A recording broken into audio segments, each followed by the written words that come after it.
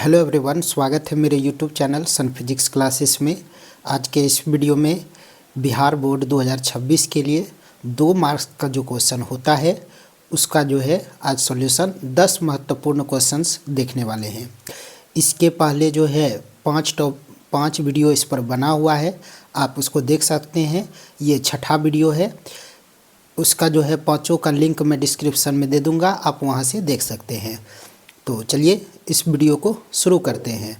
अगर चैनल पर नए हैं तो चैनल को सब्सक्राइब कर दें, बेल आइकन को दबा दें ताकि अगले वीडियो का नोटिफिकेशन आप तक पहुंच सके। तो चलिए शुरू करते हैं। पहला क्वेश्चन है, परावैद्युत शक्ति और आपेक्षिक परावैद्युतांक को परिभाषित करें। तो परावैद्युत शक्ति जो होता है, किसी परावैद्युत पदार्थ का परावैद्युत सामर्थ्य या परावैद्युत शक्ति विद्युत क्षेत्र की प्रबलता का वह उच्चतम मान है जिसे वह पदार्थ भंजन हुए बिना सहन कर सकता है। सामान्य दाब पर शुष्क वायु का परावैद्युत सामर्थ्य लगभग 3 × 10⁶ वोल्ट प्रति मीटर की कोटि का होता है। आपेक्षिक परावैद्युता, किसी माध्यम का आपेक्षिक परावैद्युता उस माध्यम की निरपेक्ष विद्युतशीलता और मुक्त स्थान की विद्युतशीलता, निर्वात या मुक्त स्थान की विद्युतशीलता का अनुपात होता है। तो एप्सिलॉन आर बराबर होता है माध्यम का निरपेक्ष विद्युतशीलता बटे निर्वात की निरपेक्ष विद्युतशीलता एप्सिलॉन नॉट। तो एप्सिलॉन आर बराबर हो गया एप्सिलॉन बटे एप्सिलॉन नॉट। एप्सिलॉन आर हो गया आपेक्षिक परावैद्युता। दूसरा क्वेश्चन है, गॉसियन पृष्ठ क्या है, इसका क्या उपयोग है। एक त्रिआयामी काल्पनिक बंद पृष्ठ या सतह जो गाउस के प्रमेय का उपयोग करने के लिए खींचा जाता है गॉसियन पृष्ठ कहलाता है। इसका मुख्य उपयोग सममित आवेश वितरण के कारण किसी बिंदु पर विद्युत क्षेत्र की तीव्रता ज्ञात करना है। डिस्क्रीट नहीं, सममित आवेश जो सब जगह समान रूप से आवेश है उसको बोलते हैं सममित। उसका उपयोग किया जाता है विद्युत क्षेत्र निकालने के लिए, किसका, गॉसियन पृष्ठ का।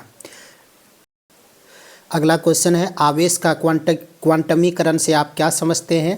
क्वांटमीकरण विद्युत आवेश का वह गुण है जो बताता है कि किसी वस्तु पर मुक्त आवेश की मात्रा मूल आवेश स्मॉल ई का पूर्णांक गुणज होता है। Q बराबर NE, Q बराबर मुक्त आवेश की मात्रा, स्मॉल e बराबर 1.6 × 10⁻⁻19 कूलम। n है पूर्णांक संख्या, n बराबर -3 -2 -1 0 1 2 3 अनंत तक, माइनस में भी अनंत तक।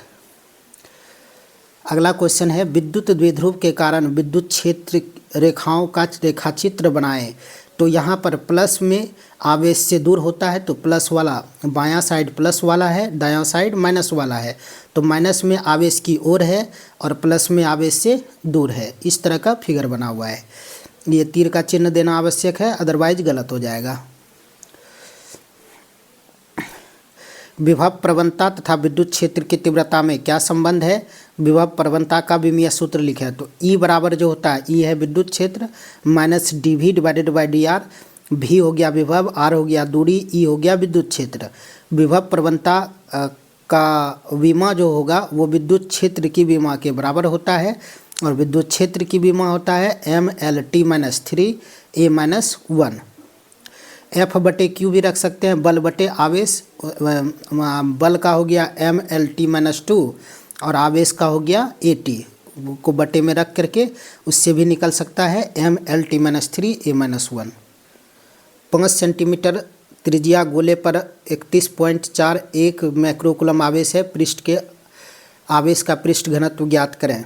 तो सिग्मा निकालना है, तो गोले की त्रिज्या दिया है 5 सेंटीमीटर, इसको मीटर में बदले 5 × 10⁻⁻2 मीटर। Q आवेश जो है 31.41 माइक्रोकूलम है, 31.41 × 10⁻⁻6 कूलम हो जाएगा। और पृष्ठ आवेश घनत्व होता है डेल्टा Q बटे डेल्टा A, और डेल्टा A यहाँ पर हो जाएगा 4πr²। डेल्टा Q का मान रख दिए, 4π का मान 3.14, R का मान 5 × 10⁻⁻2 रख करके इस तरह से सॉल्व करने के बाद 10⁻³ कूलम प्रति मीटर स्क्वायर आता है। धातु के मुक्त इलेक्ट्रॉन से आप क्या समझते हैं? धातु के परमाणुओं में नाभिक से दूर कक्षाओं के इलेक्ट्रॉन परमाणुओं से मुक्त होकर धातु के भीतर गति करते रहते हैं। मतलब सबसे बाहरी कक्षा का जो इलेक्ट्रॉन है वो कक्षा से निकल करके धातु के भीतर गति करते रहते हैं। धातु के इसी इलेक्ट्रॉन को मुक्त इलेक्ट्रॉन कहते हैं। ये जितना भी कहीं ना कहीं ये क्वेश्चन पूछा हुआ है, चाहे सेंटअप हुआ, मंथली टेस्ट हुआ, अर्धवार्षिक हुआ, त्रैमासिक हुआ, ठीक है। तो इसलिए आप लोग इसको अच्छे से करते जाएं। इससे बाहर क्वेश्चन नहीं रहेगा। इसमें लगभग 14-15 वीडियो बनाएंगे। अभी तक 6 गो हो चुका है और भी आएगा वीडियो, उसको देख करके आप चले जाइए। आपका एक भी क्वेश्चन जो है 2 नंबर का वहाँ नहीं छूटेगा, ठीक है। बढ़ते हैं आगे। संवहन वेग, संवहन वेग का अपवहन वेग भी कहते हैं। संवहन वेग क्या है, इसका व्यंजक लिखें। संवहन वेग होता है चालक तार के सिरों के मध्य विभवांतर आरोपित करने पर मुक्त इलेक्ट्रॉनों की औसत वेग को अपवहन वेग या संवहन वेग कहते हैं। इसे VD वेक्टर से निरूपित किया जाता है। अपवहन वेग की जो दिशा होता है या संवहन वेग की जो दिशा होता है विद्युत क्षेत्र की दिशा के विपरीत होता है और इसका व्यंजक होता है VD वेक्टर बराबर minus small e capital E vector बटे ME into tau. Small e हो गया इलेक्ट्रॉन का आवेश, उसका 1.6 गुना 10⁻⁻19 कूलम। कैपिटल E वेक्टर विद्युत क्षेत्र की तीव्रता, टाउ हो गया विश्रांति काल, ME हो गया इलेक्ट्रॉन के द्रव्यमान जो कि 9.1 गुना 10⁻31 kg होता है। अगला क्वेश्चन है, कार्बन प्रतिरोध के कलर कोड से आप क्या समझते हैं? इलेक्ट्रॉनिक के अधिकतर उपकरणों में कार्बन प्रतिरोध का उपयोग किया जाता है। इसकी शक्ति सीमांत 1 वाट या उससे कम की होती है। इसकी शक्ति सीमांत जो है 1 वाट या उससे कम की होती है। चूँकि इनका आकार बहुत छोटा होता है, इनके प्रतिरोध R के मान को रंगीन संकेतों या कलर कोड में चिन्हित किया जाता है, ठीक है। तो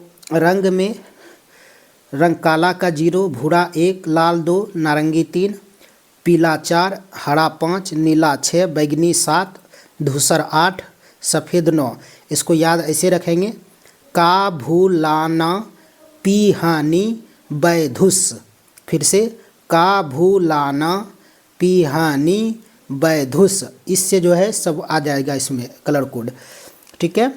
चलिए बढ़ते हैं अगले क्वेश्चन की तरफ। एक धात्विय चालक का प्रतिरोध ताप बढ़ने पर बढ़ता है, कारण स्पष्ट कीजिए। एक धात्विय चालक के लिए R बराबर होता है R0 into 1 plus alpha delta T. R है अंतिम प्रतिरोध, R0 हुआ प्रारंभिक प्रतिरोध, अल्फा हुआ धातु का ताप प्रसार गुणांक, डेल्टा टी होता है तापांतर। चूँकि धात्विय चालक का ताप प्रसार गुणांक अल्फा का मान धनात्मक होता है, अतः ताप बढ़ने पर धात्विय चालक का प्रतिरोध बढ़ेगा। तो डेल्टा टी बढ़ेगा तो R का मान बढ़ेगा। फॉर्मूला से देख सकते हैं आप। इतना लिखने के बाद जो है आपको 2 मार्क्स मिल जाएगा, ठीक है।